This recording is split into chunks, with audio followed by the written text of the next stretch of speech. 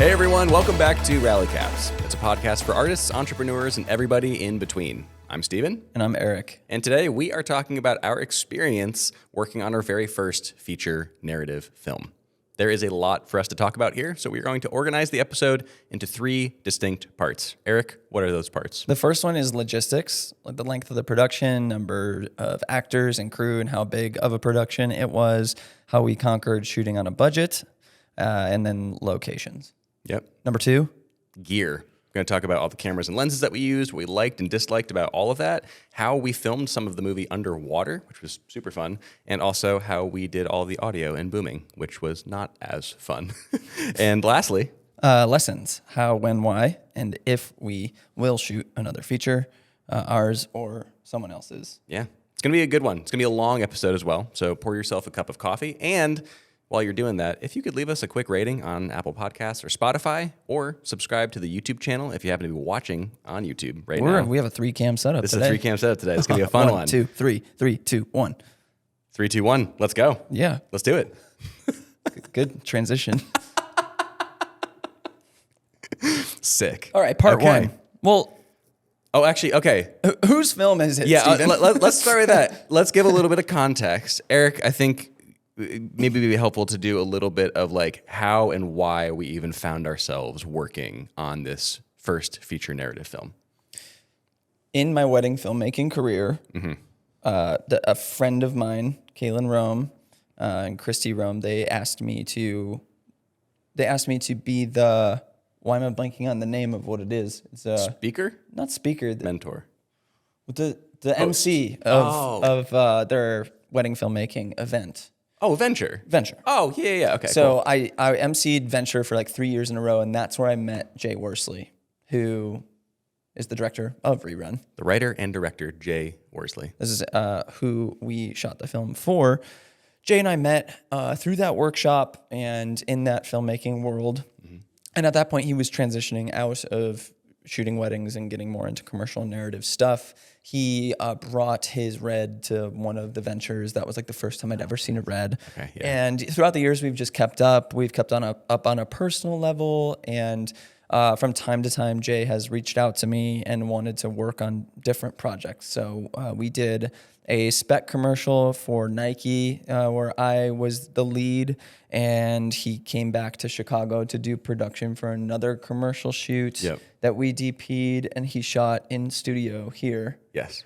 And then that ultimately led to Rerun. Rerun, the name of the film that we worked on. And he has 4 or 5 movie scripts, but Rerun was the one he wanted to do first. So this is his first feature film. He's 39 years old. Yes. Yeah, which is still pretty young. Yeah. I think he was kind of like, it's about time I actually do it. I think one of his exact quotes to us during production was like, if I don't do this now, I won't ever do it. So I'm just going to do it. So I have to do it now. Yeah. So that's the context, but he asked us in the midst of the most chaotic moment of our careers in doing the documentary, Joe's documentary. Which we didn't know at the time when he asked us about it, because rewind back to February of 2023. Just rerun it back to February of 2023 is when he chatted with us about it, because he was in town for work. You're so good with dates. I would never be able to pinpoint that. I remember it because it was a Saturday and I was wearing a sweater. So that meant it was cold. You had me for a second. Which means I'm completely serious though. It was February. And I was wearing a sweater. I was wearing my Chris Evans Knives Out sweater. Nice. Yeah. So you are being serious. I'm being completely serious. Okay. It sounds like I'm being funny because that's what my brain works. Here. But yeah. So yeah, he asked us, and we basically were like, "That sounds awesome. Yep. It sounds like a lot of fun. It sounds like another next move in our careers. It feels like it's too good of an opportunity to pass up," because he asked both Steven and I to like co-DP the whole project. Yep.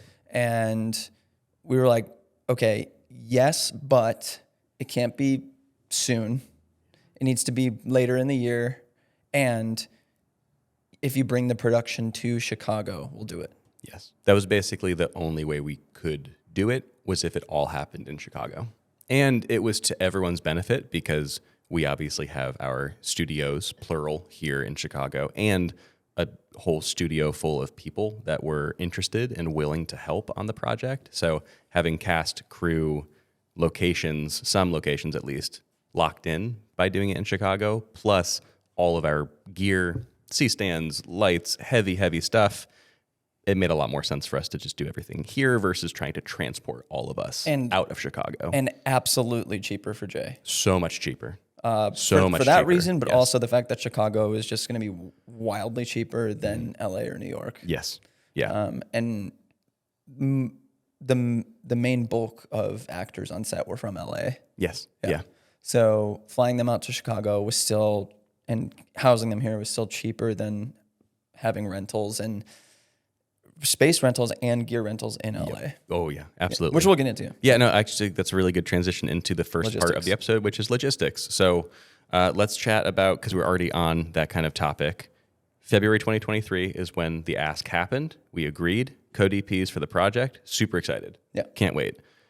Not a ton happens for the first maybe like 4 or 5 months. It was really summer of 2023 when things started to ramp up as far as pre-production is concerned. And obviously Jay told us the idea of the movie. We weren't just like, we'll shoot it. Yeah. But the concept Anything was you super want, interesting. And, Jay's track record of working with us and just what he had already made, it felt like a really good partnership in that he was obviously very fresh to making a movie for the first time. And we were very fresh too. Yes. Shooting a full-blown feature. Yep. But both of us having extensive experience in both short narrative and commercial work and YouTube and a multitude of gear to pull from. And with Jay specifically, like that Nike project you mentioned and the other short commercial that we shot over the course of 2 or 3 days, it just gave us almost practice reps to work with Jay in that capacity.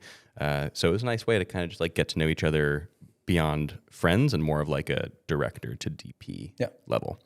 So pre-production really starts to ramp up in the summer of 2023. Around July, August, September, that's when things start to get pretty crunchy as far as deadlines and timelines are concerned.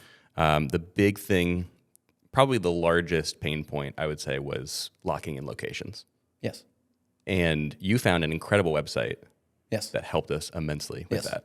We didn't know it existed. No. I think it's pretty standard in the filmmaking world the more we talk to people. Yeah. But like if you're like us and you're pretty fresh to it, the place is called Gigster. Yep.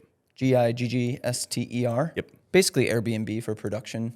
Amazing. Incredible place. Hugely helpful website. It's so cool. Yeah. Tons of resources. If you live in a major city, there's just so many options and like you can search anything. This isn't sponsored by them or anything. Yeah, that did sound like it. You found an incredible website, huh? Yeah, you can build your website with it. Gigster, 10% off Rally Caps code. It's free. Yeah. The service is free. Yeah, it's great. And you just book like Airbnb.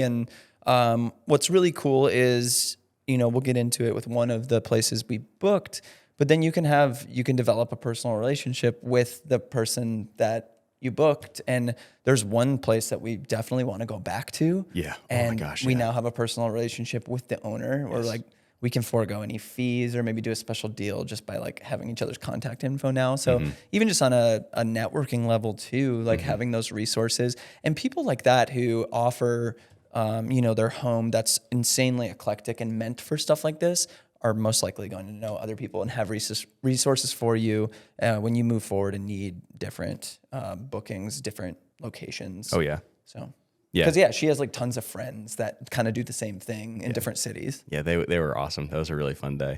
So Gigster was huge for that. Number of different locations that really brought a lot of life and color to the film. And just, I think when you're looking at a film like from the outside, like before you even started shooting, it's hard to appreciate how much just like a different set piece brings to a film, or like how many locations are scattered throughout a film. You can kind of just get like lost in whatever's going on screen. But if you like look at it almost like block for block, it's like, no, like if you were to shoot all this in one space, like it's really hard to make few locations look good and dynamic. Right. And just having all of these different palettes to pull from really gave so much life and dimension and sold the reality that we were trying to build. Yeah. Yeah. And I mean, full transparency, logistics wise, like this was very much Jay's first time doing this stuff. Yeah. And so he asked us to be a lot of the production side of it. Yes, it's around this time that we became basically the producers for the film as well, not just co-DPs, which is what we were originally brought on to do.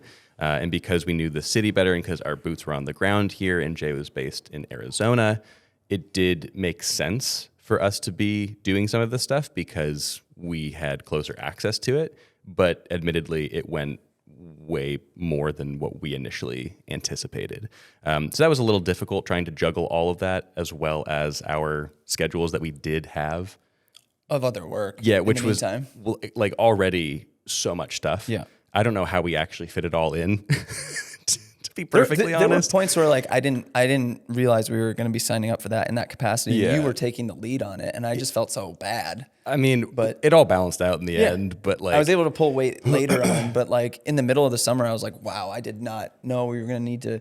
And then you're slapped with the reality of how massive of a thing this is. Yeah, even a small indie film is huge undertaking. So many logistics. So like continuing on then, locations. We had all this locked in between our studio, some of the Gigster locations, and also using some of our friends' locations like apartments and things like that to kind of have some home interiors. We also had my house too. Your house as well. I think shot everything. I tallied it up. It was 9 days total of production. Mm-hmm. We had an average crew of I'm saying 5 people a day.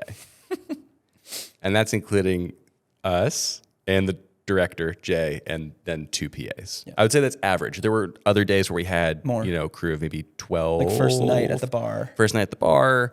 There was another longer day at the studio that we had a number of extra hands on set filming one of the first interactions with one of the main kind of colorful, quirky characters, like a very eccentric doctor in the film. We had a lot of people in studio that day shooting, which was awesome. So very, very, very, very streamlined crew.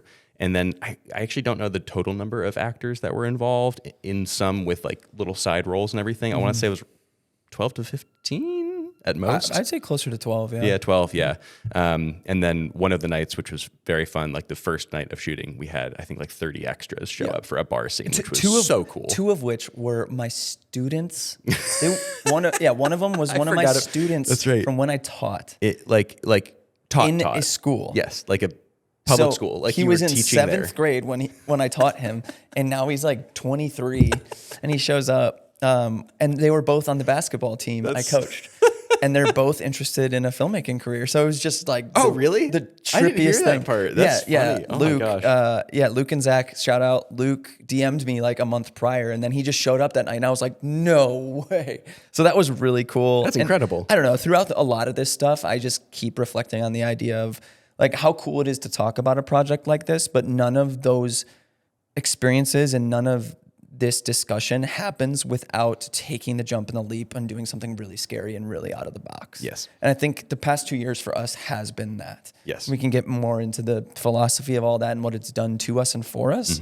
But yeah, all things considered, I mean, we were talking to the actors on set because they've been in indie stuff before too. Yes. And Baker was like, yeah, most indie films I've been on that are feature really only are like a week of production. Right. And I was blown away by that. I was like, really? Because I thought 9 days was nothing. Because I mean, it felt like nothing. Well, we're looking at Danny's production of I Think I'm Sick, and they did 33 days. I think it was 23 in total with some splinter days and some extra stuff. And I thought it was in the 30s. I think it ended up being less than 30. Okay. But still, 3.5-ish weeks versus a week and 2 days. But everything was on his set was far. And he was still very much indie. Yes. And Jay described Rerun as like a micro indie film. Yeah, I mean, budget wise, if you take that into consideration, it's below what a micro budget is considered. Right. Even I don't even like under $50,000 or something is like not even considered. Yeah. A budget. Right. He had some way of saying it where he's like, yeah, we basically don't even exist. I'm like, oh, cool. Yeah, nice. It was very funny. So I guess we were, maybe a third of the production of Danny's as far as time to produce it. Yes, which was crazy. And there was also there was absolutely months more of pre-production as well. which is a huge component for him because of the size of what they were doing. Yes. Yeah. Yeah, I mean, like getting a location like a real high school Yeah. is much more challenging than just booking a pool. Especially when the subject matter is a lot more intense. Yes. Yeah, which he went into length on Right. one of our recent episodes. I think it was episode 54. We had a the really fun school's chat just with being him. like, no. Yeah, they're like, oh, well, we don't want the content there? any No. swearing, any nudity, any self-harm topics, anything like that. It's like hard no like, immediately. It's like, well, that's all of what I'm doing. So, yeah, go check out that episode if you are interested in hearing how that production went. Yes, so I think the last portion of logistics is that just a blanket statement, the way that we conquered shooting on a budget, what we already talked about so far is finding relatively cheap spots on Gigster to use, borrowing friends' apartments and places that we already owned, like Eric's house, to save on rental costs there, and then using places that we already pay for, which is our studio up here and the one down below. Huge cost savings insofar as rentals are concerned, as well as all of the equipment that we already owned, lighting, C-stands, gaff, grip, all that type of stuff. Huge cost savings there as well. So just pitching in our own things to the production. And then lastly, just full transparency, all of us were just taking a pay cut and being there because we wanted to be there for this thing. That's really the only way stuff like this happens, I think, is like you have to get people that are on board that are going to do it for less than what their time is worth because they want to just be there for it. So yeah, it was insane. Yeah, it was insane. It was absolutely insane. I was flashing back to like being in the thick of it again. It was a nutty thing for us to do and to take on, but that is basically all logistically what happened for us. I will also mention that there was, I'm just remembering now, a 10th day of production that we were not a part of that happened in Arizona that Jay spearheaded with Seth Dunlap. right? Yeah, Yep. Seth. He DP'd Seth Dunlap. Yep, for that scene there. And we are not a part of post-production at all either.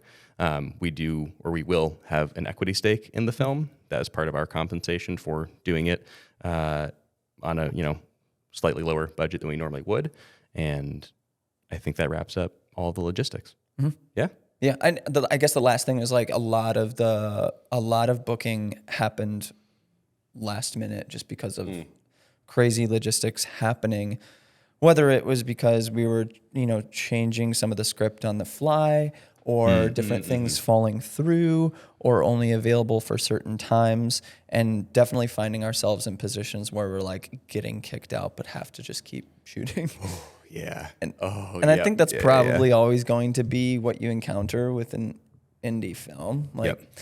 And with a big budget comes extra minds and brain power to plan more efficiently. And since we were on such limited resources and we're so spread thin, the two of us, I'm producing a lot of it. There were times where we're just like, Jay would have to step out of the room and go have a conversation with whoever was, renting the space. We were renting the space from, and then we were left kind of just directing the rest of that scene. Yeah, we did get some of our directing practice in for some stuff just to kind of cover gaps in that regard. But definitely. in that sense, like Jay trusted us enough to like be in the room and really kind of direct in that scenario. Yep. Which is nice to have that trust amongst people on the set. Absolutely. Yeah. You need that for any project, any production, but especially one of this size.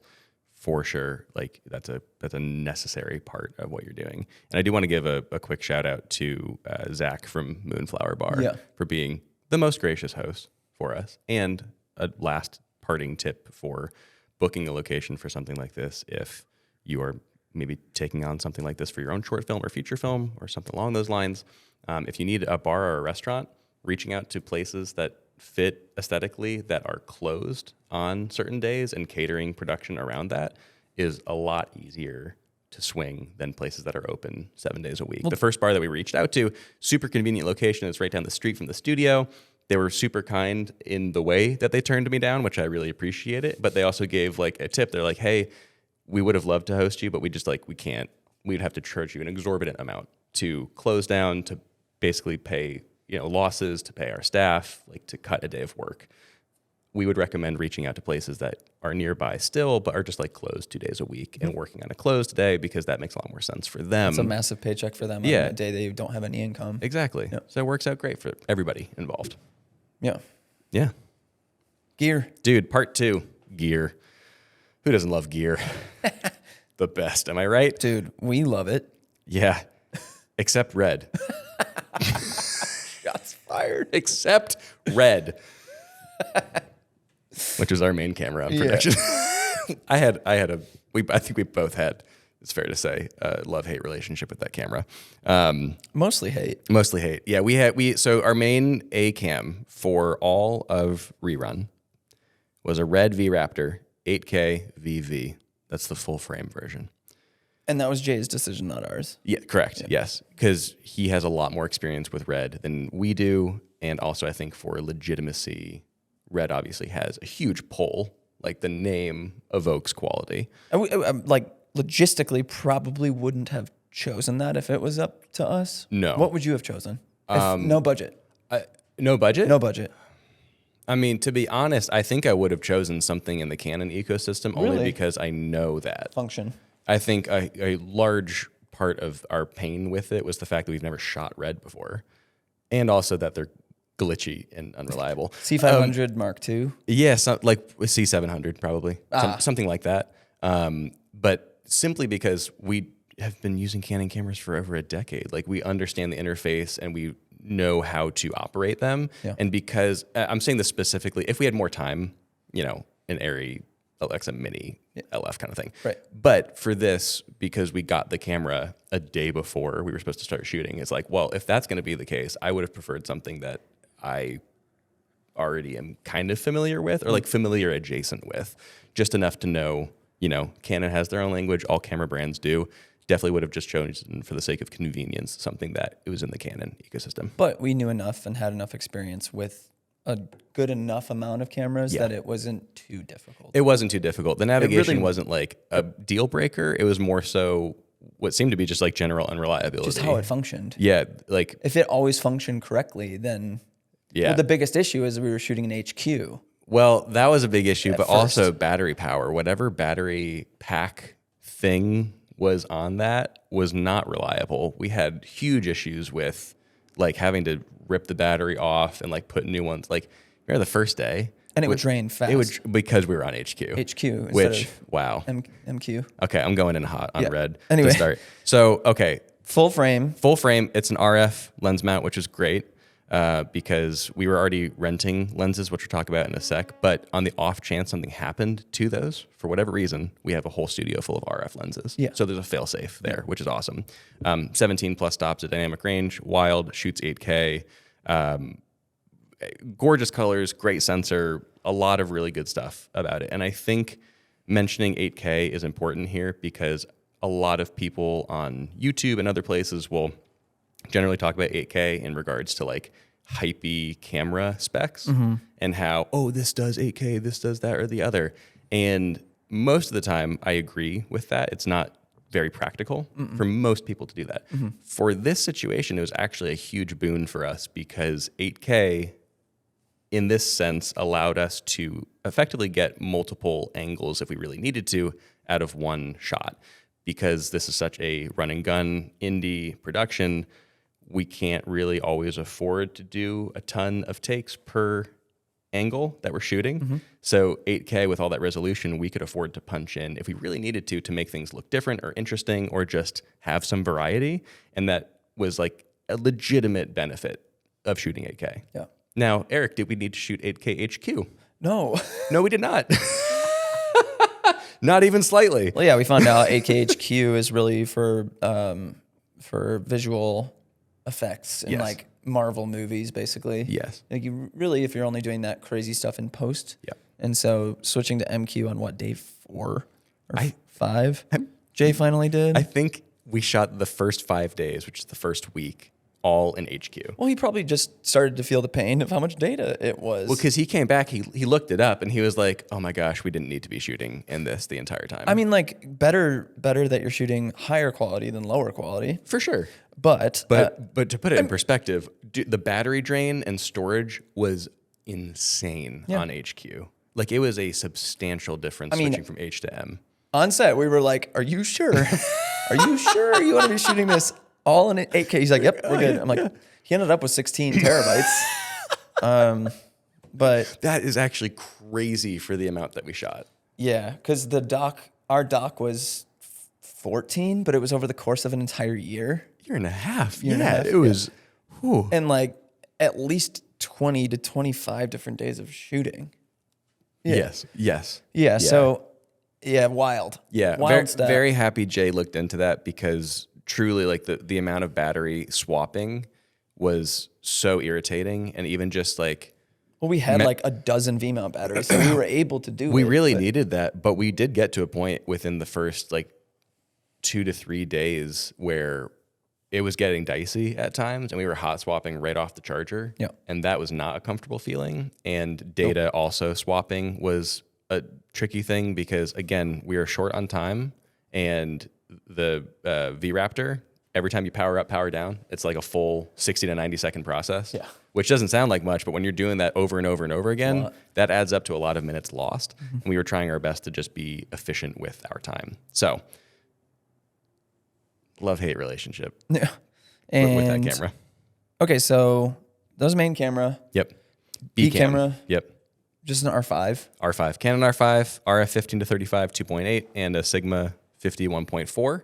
Which we only used. Only used it in one specific scenario. Which was underwater. Yes. In an Ike Lite, IKE, LITE 200DL underwater housing. We only used that for 2.5 hours, I think. In the pool. For one scene. Yep. And we got that pool last minute. Yeah. Jay was like, we struck out with pools for weeks. Dude, months even. Yeah, that was frustrating. Really hard, especially because it was getting too cold, so we couldn't use outdoor pools. We didn't want to shoot in the lake because it was too cold. Because he did do an outdoor lake scene with Baker. Poor Baker. And it was really difficult. Yeah. So doing any underwater there, because we originally talked about shooting it in September, which would have been warm enough, and just taking like a 1200D out to the lake with a spot and just blasting it at night through the water. Even then, looking back at this, that would have been really difficult as well, and probably kind of dangerous. Very, very dangerous. Definitely. So we were thankful for what we did end up getting, which was a pool from a connection that Bean had, which was incredible. Yeah, great location. Yeah, really swanky actually. Yeah, it's really nice. And we had the pool like all to ourselves. Yeah, so it was an indoor pool at an apartment building that was like 2 blocks from where Laura and I used to live in Streeterville, which was very fun. What do we do to deck out that pool? So we used a huge muslin cloth that was 20 foot by 10 foot, and we put it on the far end of the pool and draped it into the pool. It wasn't ideal depth. It was only 4 feet I think deep. So, yeah. Yep. So, and Jay really wanted to get this shot of Baker like really suspended in water. Like he was just kind of floating in like 30 feet of water in nothingness. Which thankfully, what we were able to get, he was able to in post just kind of extend it out with blackness, and it very much looks like what we were trying to go for. Yep. So we had an R5, and we ended up not even shooting in 8K RAW. No, we shot it in 4K Log 3. Yep. Big reason for that is because of the overheating issues in 8K, and when you take that and compound it into an underwater housing that is airtight, we thought that would just kind of make the camera explode. Completely melt the thing. Yeah. So, and he actually very quickly was like, you know what? I think I just want to do this whole sequence in black and white, which made it all the much easier. It's like, okay, yeah, we don't need all the bells and whistles as far as very happy codec with that creative decision. goes. I think that made a lot of sense. Well, especially because like the way we lit it, you could still see some of the ripples in the black fabric. Yeah. And so again, you just have to. And there was like just no way around that. No. With the depth of the pool, with the way the light was hitting, we kept making micro adjustments to just get it to the best we could. And then even just takes, it's like Baker can only go so long with a breath. We could only go so long with a breath. It's very buoyant. Like the whole setup's really buoyant. So it's kind of always forcing you up. So every time we did a take, I would be above water if Steven was operating camera, and I would be like pushing the front element of the housing down so that you didn't have to focus on like fighting it while trying to film Because you're also trying to keep your natural buoyancy of your body down as well, which is like the whole thing is like just a fight against gravity. But that's where it was really helpful to have an R5 because we could keep autofocus on Baker and then it's just tracking him. I do know how we would have. There is a follow focus in the underwater housing, but it would have been so much harder to have, because then it would have been shared. Like you would have been follow focusing. I would have been it would have been a whole ordeal. Again, if you have 20 people on set, sure. Yeah, that's awesome. If you have a location for 2 days and you can take as many we had it for 3 hours. I do wish in an ideal world you could get like the lenses we did use or even crazier lenses in a setting like that and someone was pulling focus. The images you could get would just be absurd. Not saying that they weren't absurd what we got. Like, yeah, they were awesome. Because most people aren't even willing to go that far to get underwater to do the thing. Yep.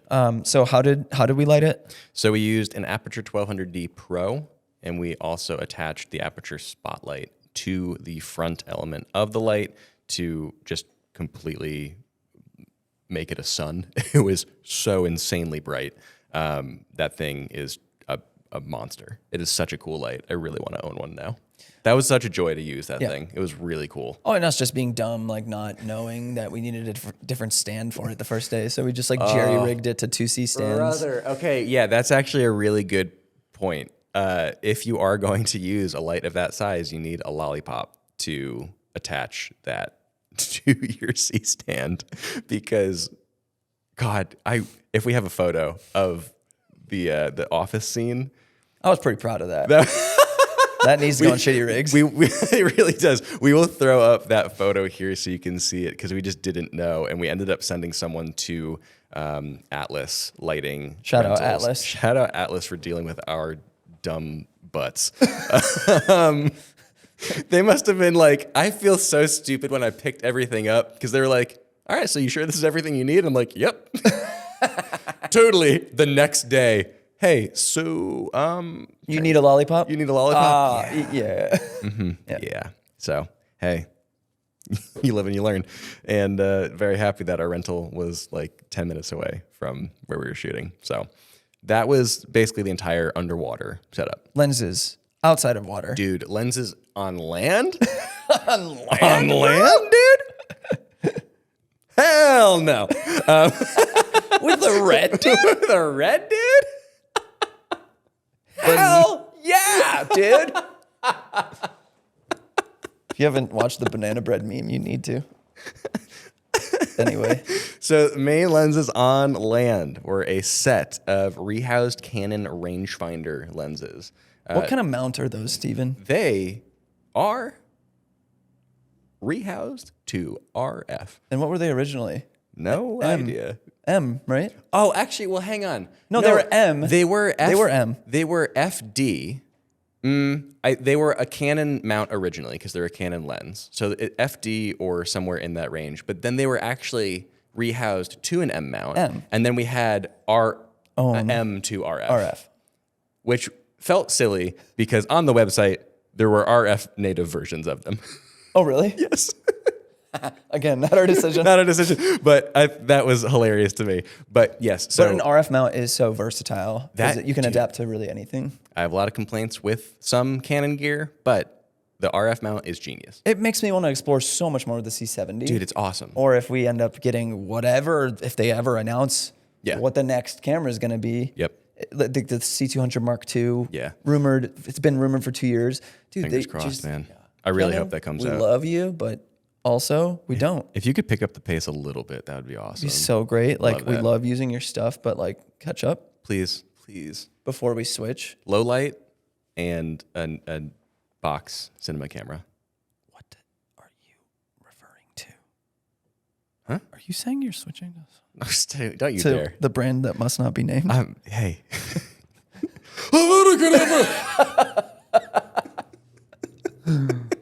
Okay.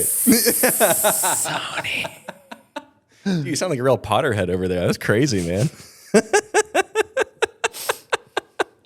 It's my secret life. Okay, so all of the rehoused Canon's rangefinders were just magical. Oh, they were so cool, man. What was the widest? We had a 20? I think the widest... We had a 24. I think the widest was a 24. 24, 35, 50.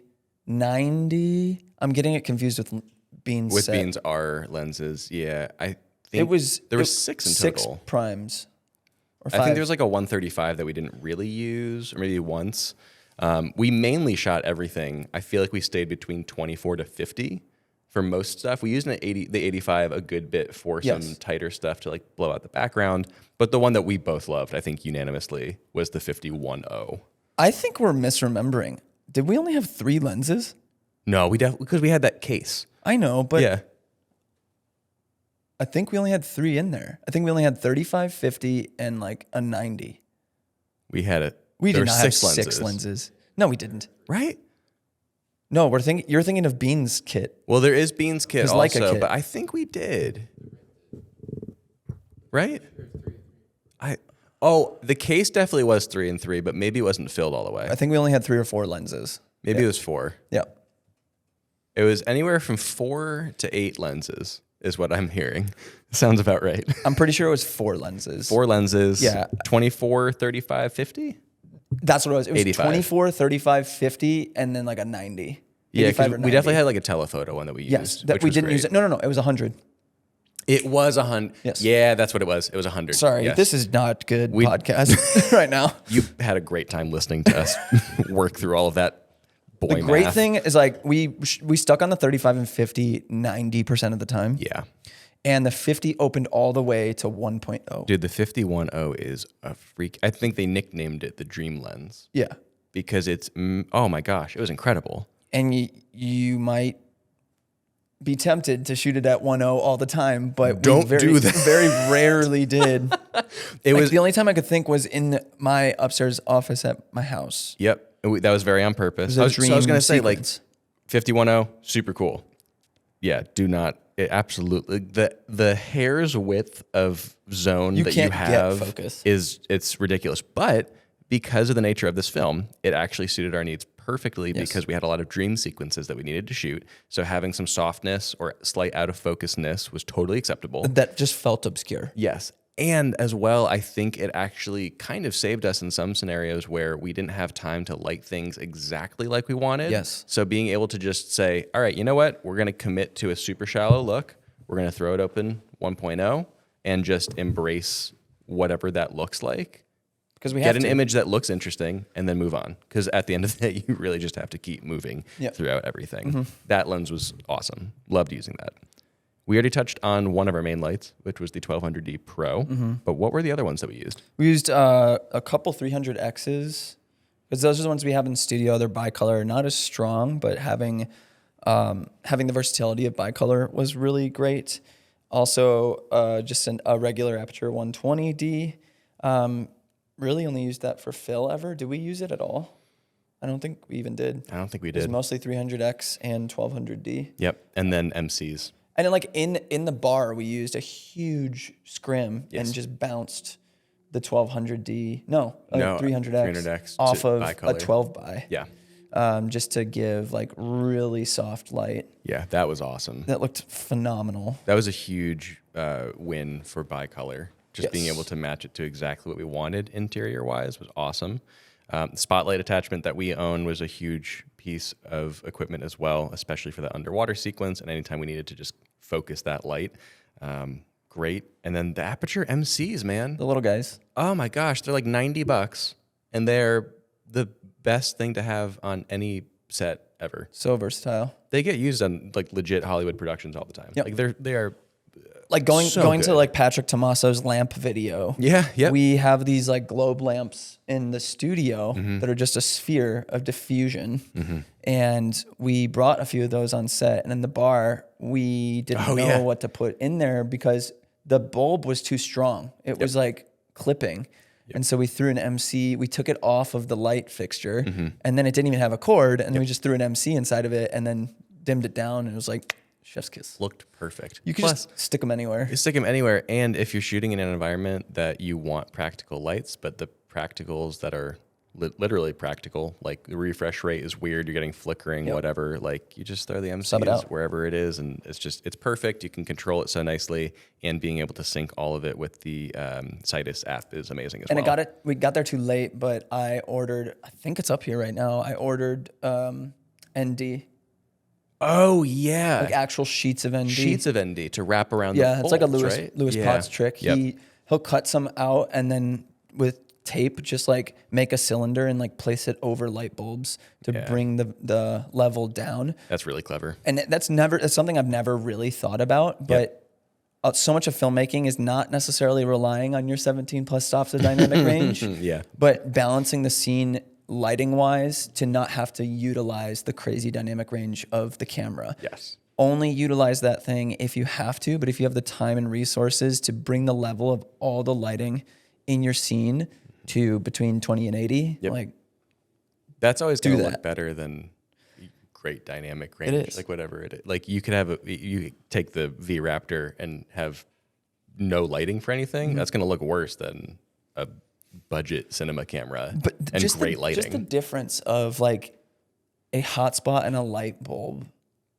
It's not being blown out versus being blown out. It's the normal person isn't going to look at that and notice any difference, but it brings so much value visually to the scene. Looked amazing. Last two pieces of gear that we'll touch on and kind of briefly, audio. How did audio go, Eric?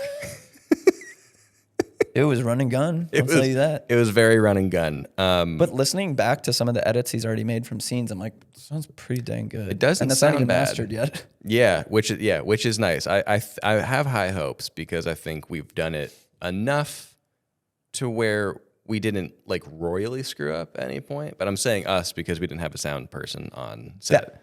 That more than the camera was where I was like, I really wish we had something we used before.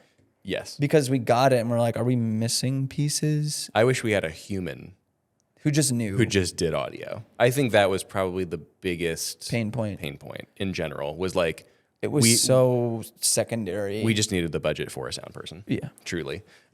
Because it's not our wheelhouse. We made it work. Yeah. And it doesn't sound bad, but it's not our wheelhouse. You and I both boomed. Chad boomed. Isaac boomed. C-stands boomed. C-stands boomed. Like it was not our area of expertise. Monitoring, recording, everything was just not, it didn't feel super fluid. We recorded everything on a Zoom F4, which is a since discontinued unit from Zoom that's a field recorder. So by that, I mean it's designed to sit in an audio bag it was on nice your to body. have that. That feature is amazing. The physical design of it was perfect.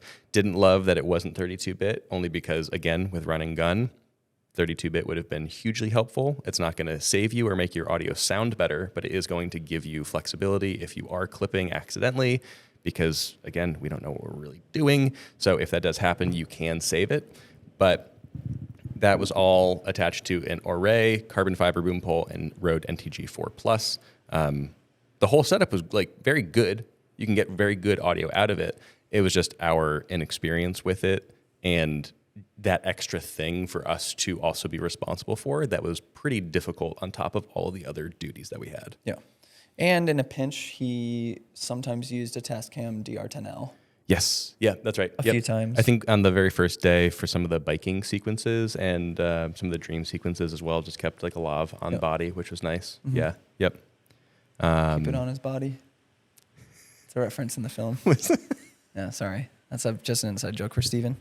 But transportation, the final piece, we rented a 9-foot van from U-Haul, which was a non-negotiable for us. Yes.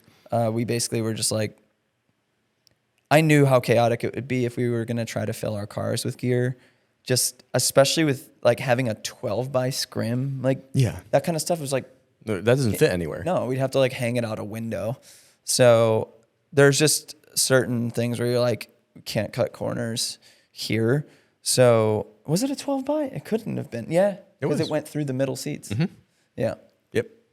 Yeah. So, no, I'm sorry. It was an 8 by. It was an 8 by. It was 8 because we only got a 9-foot van. Right. Okay. So scratch 12 by in the bar. Anytime we said 12 by, like, it was 8 by. Wait, it was a 9-foot van. Yeah. Yeah. So even still, like that wouldn't fit comfortably in my RAV4. And then you're suddenly taking 3 they're cleaning cars. the hallways again.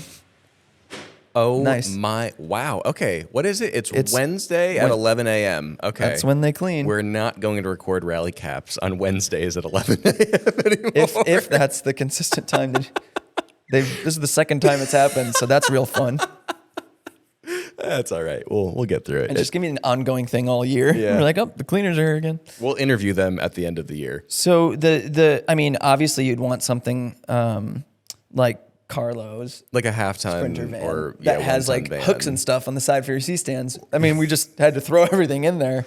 Bro, I think I definitely have a photo I can throw up here of the chaos that the back of the van was. Because as clutch as it was to have one place where we could put everything, it was a mess back there all the time. Isaac and I rode back in it after the bar scene the my first night. Gosh, that's right. And that was a little horrifying. Yeah. But that was a really nice way to save a little bit of money. It's so affordable. It was stupidly affordable. I think Over the course of 9 days, all in, it was around $500, $550. not including gas. Not including gas. Yeah. So, And you were stuck in that thing for 2.5 hours one morning. I can't from even traffic. talk about that, man. That was That was probably one of the most brutal days of production. that was my least favorite day of production. That was really tough. Mentally, that was so draining. We got put so far behind because of a crazy accident that happened in Chicago, and Steven didn't get there for like 2.5 hours. That was very unfortunate. Feel very bad for what happened, but yeah, it royally screwed up. I'm sure a lot of people's days because the traffic was like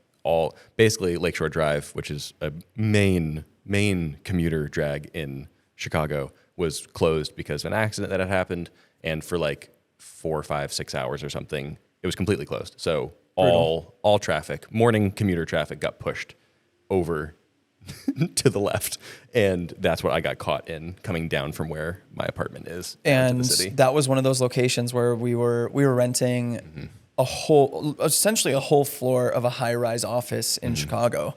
So we got to the end of production day, and we still had so much to do, and we were like basically getting asked to leave, and everyone was leaving the floor, and we're like, the security in this place was really tight, and we just had to like sprint finish at the end while Jay was kind of like trying to stall. I mean, that's what it came down to. Of all days, that was the worst day for something like that to happen because that was truly the hard out day.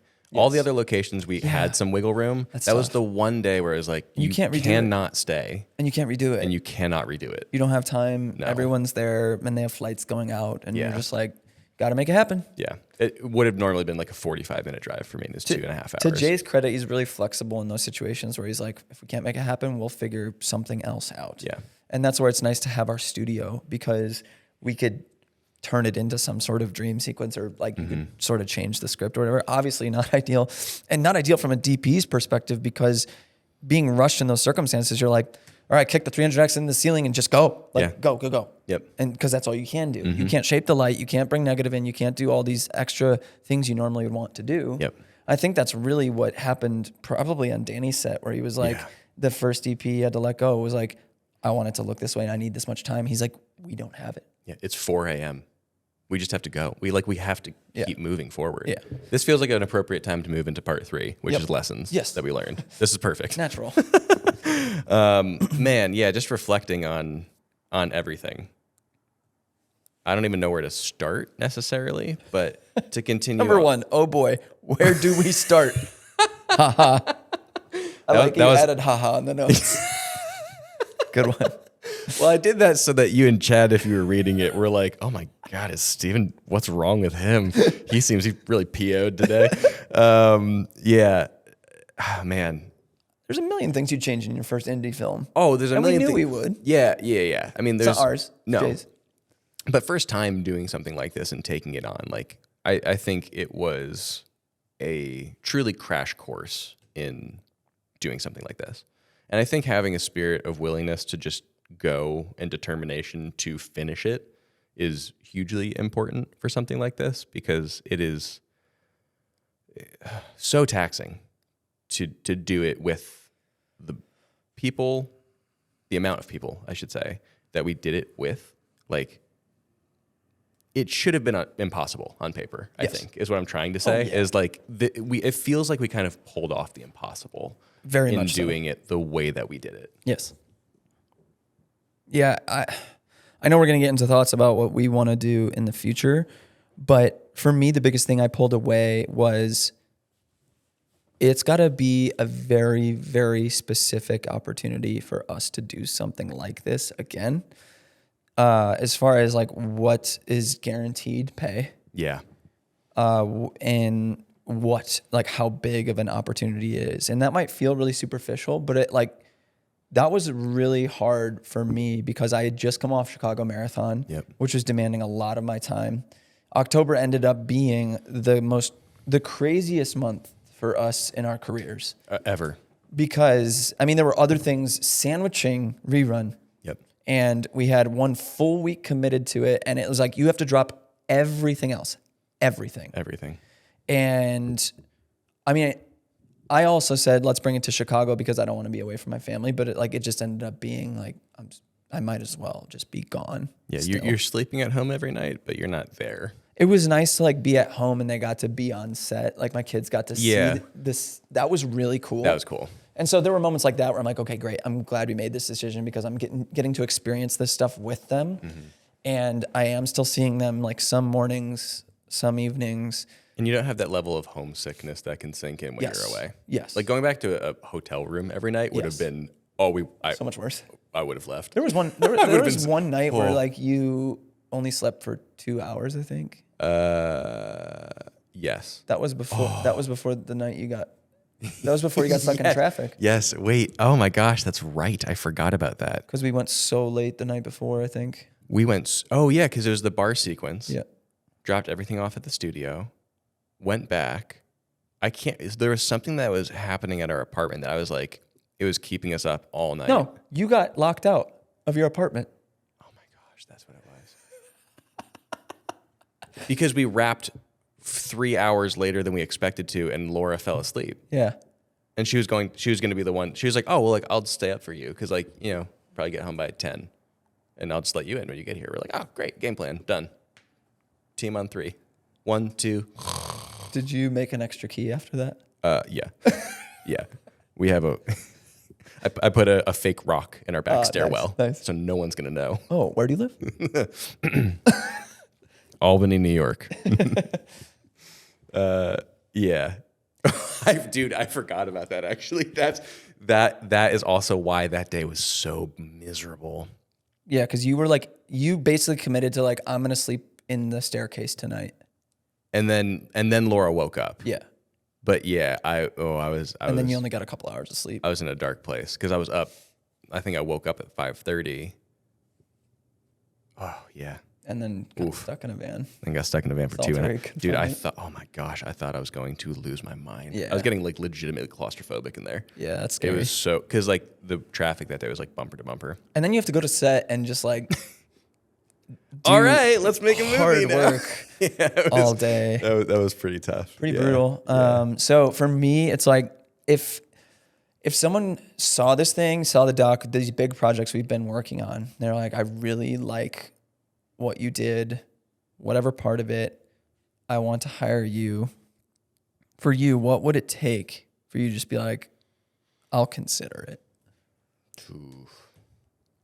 We're talking 20 plus days of production. Yeah. I think I'd have to really believe in the idea and really believe in the team. Are you saying you would do it for experience again? No. Yeah. No. I mean, I'm saying first and foremost, because like I in reverse, I wouldn't do it just for a paycheck. Gotcha. I would have to. It would first need to be like. You wouldn't do it just for a paycheck? No. What we did? Yeah. What if someone came to you and they're like 6 figures, boom? Oh, well, that's a different story. That's what I mean. If someone's like, here's $100,000 to DP my film. Yeah. For 45 days. Yeah, I'd absolutely do it. Really? I would also train like crazy leading up to it because I certainly don't feel like I deserve that much money for DPing something. It's 45 days of like 12-hour days. Man, a month and a half of work, $100K. That's pretty sick. You got to think about how much that's going to deplete you. Oh yeah, I would take the rest of the year off. Or maybe it's 45 years spread over 45 years? 45 days. Oh, it got me way more than 100K. 45 days spanned over like 4 1-month stretches sporadically. Okay, so it's not just consecutive. Yeah. Like it caused you to have to cut out entire months of your year. This is getting really specific. Yeah. And what shoes am I allowed to wear? No, you can wear the sweater you wore in the beginning of this podcast. Oh, definitely then. February. Yeah. That sounds like a sweaty experience. I think if it were to take up more than just those 45 consecutive days, I think if it's consecutive, I would definitely consider it. I would love to do it. I think the question is more for me whether or not I'd feel capable of earning my keep in that sense for that. If it was 45 days of production but spread out over 6 months, no. Right. Definitely not, actually. That's a definite no. It's a huge investment into, you're basically then saying like, I want this to be my career now. Yeah. Because it's not allowing you to pursue any of the things you've been building for the past 4 years. And I don't want it to be my career, honestly. Same. Like, I really don't. I think dream scenario, if I were to do something like this again, I think I would honestly prefer to be a set photographer on a trusted friend's set. Almost like we have a friend that maybe might do that, who might be listening. Maybe. Who will say... Which friend is that? We won't say. Okay. I don't know. Yeah. Wink. You know who you are. There's no one. No, but like, sincerely, I think like, we've talked about this before too. If like Danny and Carlo approached us, and they were like, "Yo, we're making, I think I'm sick too." I think I'm sicker. I think I'm sicker than you. I think I'm the sickest. I think I'm the sickest. That's part 3. No, but if they were like, we have like Danny's got, I'm sure he has other scripts in mind and stuff, and the two of them collaborate on a project again, I would drop a lot of other different things to give up like a month to go and be in it with them, and specifically to do set photography. I would love to do that. Yeah. Yeah. Nice. How about you? It'd have to be basically everything you said. I'd have to really believe in the project. The paycheck would have to be, I'd have to, be guaranteed, and maybe similarly like an equity deal of sorts, depending on how large the film is. Yeah. If it was like a once in a lifetime kind of opportunity where like we got asked to like be an instrumental part on a set that's like of way higher caliber than we ever imagined, maybe consider that just for the sake of connection and experience. Yeah. But in that sense too, like I would expect a production like that to also pay for my time, because the more and more I get into the depths of my creative career, and now it's becoming even more diversified, I'm just like, my time is so insanely valuable to me, first and foremost on a personal level. And it's going to have to take a lot for me to sacrifice that time away from my family, knowing that I absolutely don't need a job like that in order to provide for my family. So that begs the question, do I keep doing small things now, and then maybe when my kids are fully grown and I'm in my 40s, I'm pursuing work like that? That's a very real possibility. Yeah. I'll have a ton of connections at that point. My kids will all be fully grown, and I'll still have maybe 20 more years left in my career. And that's a long game I like to think about, because that's the age that people are doing those things. Oh, yeah. And if my wife's okay with it at that point, maybe we could travel together. She could be on set, or, obviously I'm nowhere near that time of my life, but I'm not super interested in it right now. Whereas I know a lot of other people, it's like their dream right now. Yep. You think of specific scenarios like Danny's, like they don't have any kids, I don't know if they're interested in having any kids. It's like, that's at play. That's a huge component of it. Oh, absolutely. And I look at Carlo, and he's very much wanting to be a father, but also super young. Yes. Like he already has a feature under his belt, like an award-winning feature under his belt. He's 25, 25. So he's going to have tons of opportunities, but then he's going to need to balance, 40 days on set, being away from family, like that needs to be worth it. Everything needs to add up. Because he's crazy diversified as well. Oh, yeah. He can make tons of money on commercial sets and renting his van, and now his podcast. And And maybe that's just the rhythm that they established for their family. It's like, hey, dad's actually gone for this month, but then he's back for a month and he's just chilling there because he is earning enough for each gig. Chill. He's just home. Yep. He's hanging out. That's where I fear, because like it's very hard for me to just like Be gone. do nothing. No, it's hard for me to do nothing. Oh, okay. Yeah. Like yeah. I'm realizing this about myself, that I'm a much more present husband and father if I'm consistently able to do things. Yeah. I'm not talking like I can't spend a week on vacation. I can do that. That's fine. But if I were to have to do no work for 2 months, I would probably get depressed. I would lose my mind. Yeah. I have this insatiable need to just make things. Yeah. So Yeah, whether or not it's like paid work, so to speak, just make stuff. Yeah. Just create anything. That's an impossible thing to stop. right. There is no way for us to just because that's just who we are. And I think most artists would feel the same way. As like, oh, you just have to stop creating things for 2 months. It's like, that's impossible. That's just who I am, you know? Right. Because even if you had a sabbatical, like I would probably just be like watercolor painting. Yeah, or, anything. Like making music or. Yes. Yeah. I'll just find something else that isn't what I do for work. Right. And just create in that way instead. But to the argument against like what you were saying is just like, oh, then you're not fully present with your family. Yeah. That's what I'm saying here is like, I can still be like very much present at home. Yeah. And like within the boundaries and times we've allotted for me to be at home while still pursuing work. But I'm not afforded that luxury when I'm gone for an extended amount of time and then have to come back and like make up for lost time in a sense, you know? Yes. Yeah. Yeah. Like the Toronto trip. Yeah. I mean, that's what really messed me up a lot. Yep. We were gone so much in big chunks of time. And then when I got home, I couldn't like make up for lost time. Right. And so that's the same thing for documentary work. I'm like, I don't know if I could ever sign up for that again.